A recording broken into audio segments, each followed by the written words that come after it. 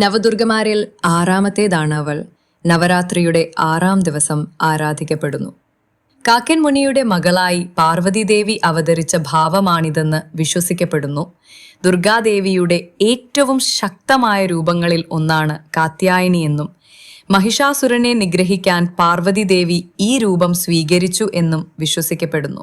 ഭക്തരെ ദുഷ്ടശക്തികളിൽ നിന്ന് സംരക്ഷിക്കുന്നതിലും ശക്തിയും ധൈര്യവും നൽകുന്നതിലും കാത്യായനി ദേവി പ്രശസ്തയാണ്.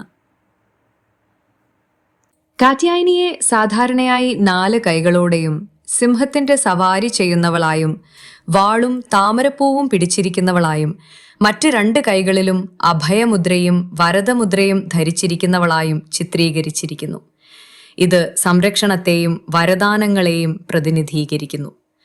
പലപ്പോഴും തിളങ്ങുന്ന സ്വർണ്ണ നിറം, ഉഗ്രമായ കണ്ണുകൾ, ദിവ്യ ആഭരണങ്ങൾ കൊണ്ട് അലങ്കരിച്ചിരിക്കുന്നു.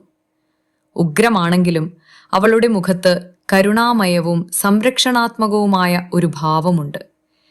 ഭക്തരുടെ അമ്മയും സംരക്ഷകയും എന്ന നിലയിലുള്ള അവളുടെ പങ്ക് എടുത്തു കാണിക്കുന്നു. നിറം. കാത്യായനി ദേവിയുടെ നിറം ചാരനിറമാണ്.